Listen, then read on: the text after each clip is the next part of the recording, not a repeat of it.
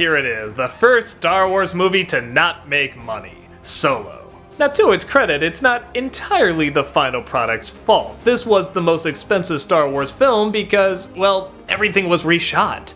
Originally they had 2 different directors making it, but they didn't like the direction it was going, so they switched them out with Ron Howard. But they were already deep in production, which meant there was a lot of reshoots. And sadly, as the box office showed, it didn't pay off.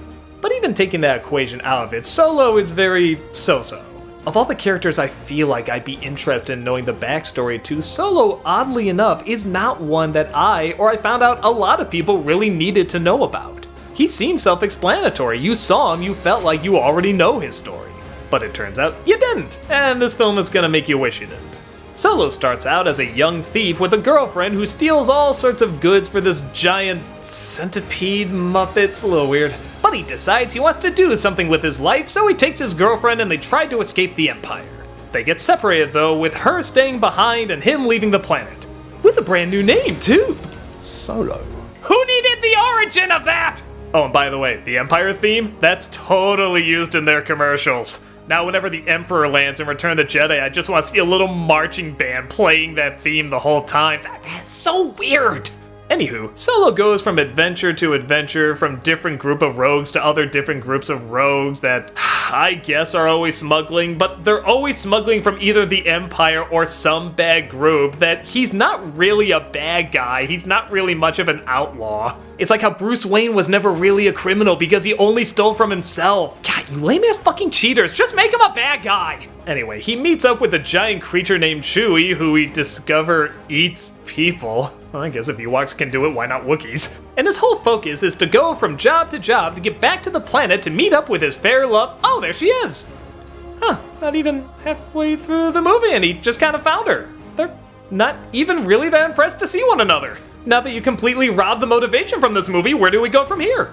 Well, oddly enough, the rest of the flick just kind of feels like they're trying to find their motivation. Like, he's trying to figure out what she's up to, and she's trying to figure out what this other group of bad guys are up to, or are they bad guys? And even when you do find out, it's kind of even more confusing, tying into, like, the animated Star Wars movies that you have to have seen to follow this. On top of it being all over the place without something to really focus on to lead us through it, the different worlds in this movie are just kind of ugly. I remember them being very brown and smoky, and you can't see a lot of them.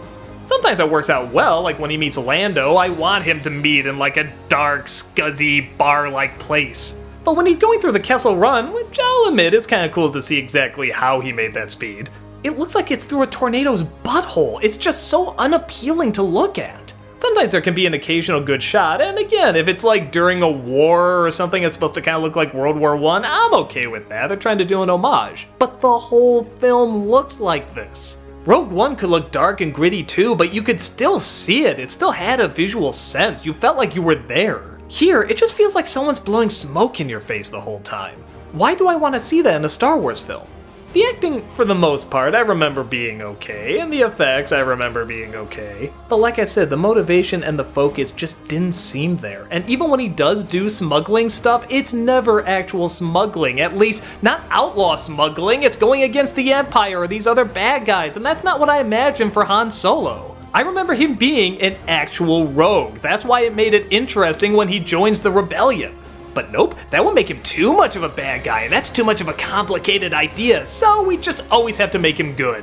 But honestly, that'd be small potatoes if I just cared at all, and I didn't. I don't need every Star Wars story to be epic, they can be small. Hell, I actually really like that cantina scene from the holiday special. That was great, and it had no epicness in it at all. I loved it. I heard they were gonna do a movie on Mos Eisley. I would totally be down for that. But here, it feels like it's trying to be a small story and a big story at the same time, and because of that, they can't really keep it focused. It's just another movie. It doesn't even really feel like Star Wars. It just feels like this sci-fi flick about this guy that kind of goes from thing to thing and then it's over. Even the people who like it say they enjoy it, but they kind of forget about it shortly after. I guess that's not the biggest crime. But for something like Star Wars, whether it be incredibly good or incredibly bad, there has to be something incredible about it. And there's definitely nothing like that here.